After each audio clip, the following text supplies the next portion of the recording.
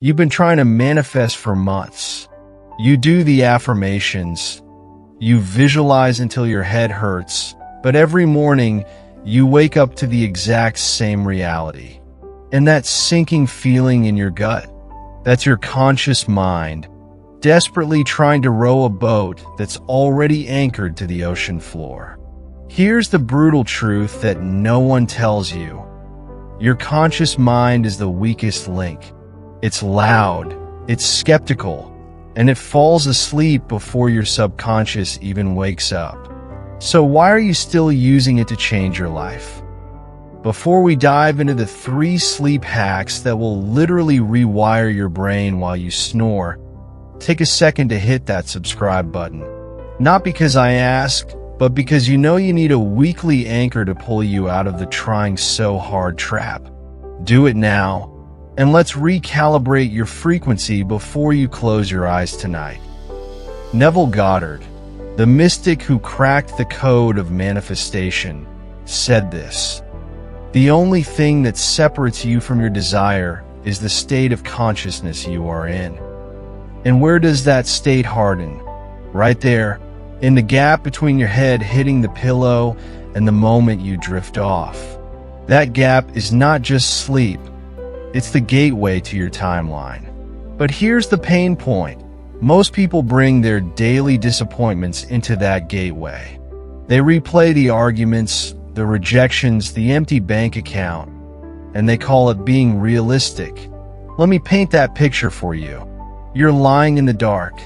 Your chest is tight. Your brain is running a highlight reel of everything that went wrong today. You tell yourself, "I'll try harder tomorrow." But that's not recalibration. That's rehearsing failure. And the subconscious, which is like a loyal but mute servant, records every single one of those feelings as a command. So, how do you stop this vicious cycle? Not by fighting it, by switching the sensory channel. Here's your first core shift. Neville rarely talked about visualization as a picture. He talked about physical sensation because the subconscious doesn't process images. It processes feelings of reality. Stop trying to see your dream life. It's exhausting and it's boring. Instead, do this. As you lie down, bring your desire into the physical realm of your fingertips. If you want financial freedom, don't picture money. Rub your thumb against your index finger and feel the texture of a thick credit card. If you want a specific relationship, don't picture their face. Feel the weight of their hand in yours, or the warmth of their shoulder against your cheek. And here's the genius twist. Add scent. Your olfactory bulb is directly wired into your limbic system, the emotional brain. Imagine the smell of a new car, the salt of the ocean breeze, or the perfume of that person you love. When you combine touch and smell, you bypass your visual cortex. Your conscious mind gets confused. It doesn't know how to argue with a physical sensation. It simply drops the resistance.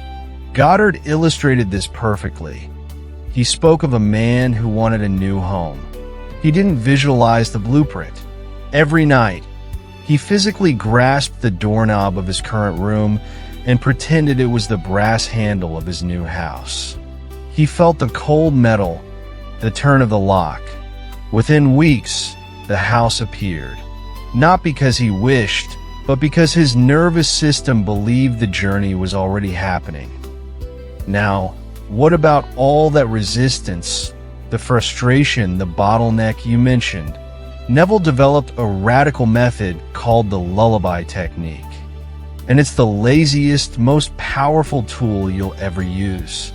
Instead of declaring, "I am rich," which your brain immediately refutes with "no, you're not," you must switch to second-person gratitude. Lie perfectly still and in a soft, drowsy voice, as if you were comforting a child. Whisper to yourself, "Thank you for finally letting that go. Isn't it wonderful that you already have everything you need? Sleep well. You've done enough for today. Here's the neuroscience twist.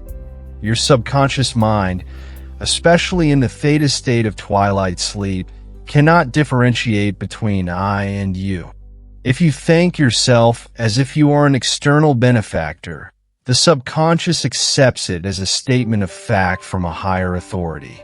You're not asking, you're witnessing the completion. This stops the forcing energy. When you force, you create friction. When you thank, you create acceptance. Neville's student once used this to heal a chronic illness. Instead of affirming, I am healed, every night she murmured, thank you, dear body, for resting so perfectly. The symptoms faded not because she fought them, but because she stopped feeding them with the anxiety of trying to get better. Finally, and this is the game changer for those disappointing days, do not try to be positive about what happened. That's gaslighting yourself. Instead, revise it. Go back to that one moment today that stung the most.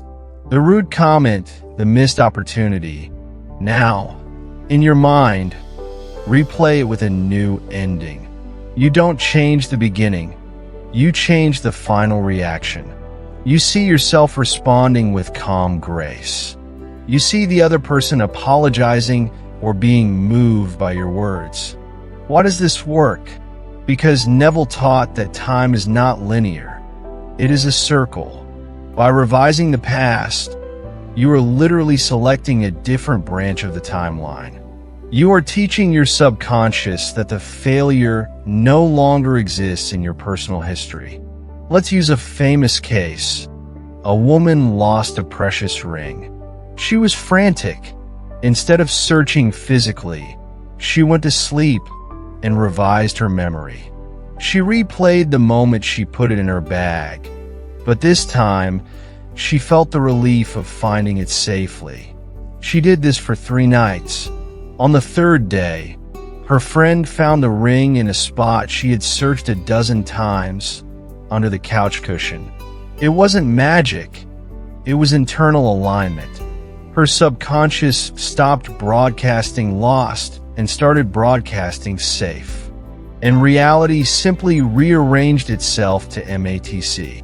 H.UC, manifestation is not about grinding until your soul is sore. It is about surrendering to the frequency that is already yours. The bottleneck isn't a punishment. It's a pause. A sign that your conscious mind is finally tiring out so your subconscious can take over. Tonight, don't try to fix your life. Just pick one sense, touch, smell, or gratitude.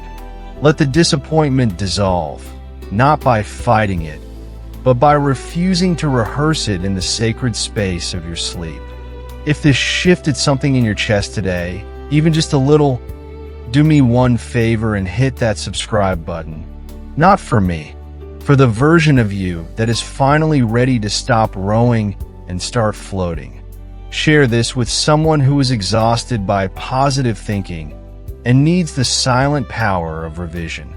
Sleep differently, and you will wake up different. Why?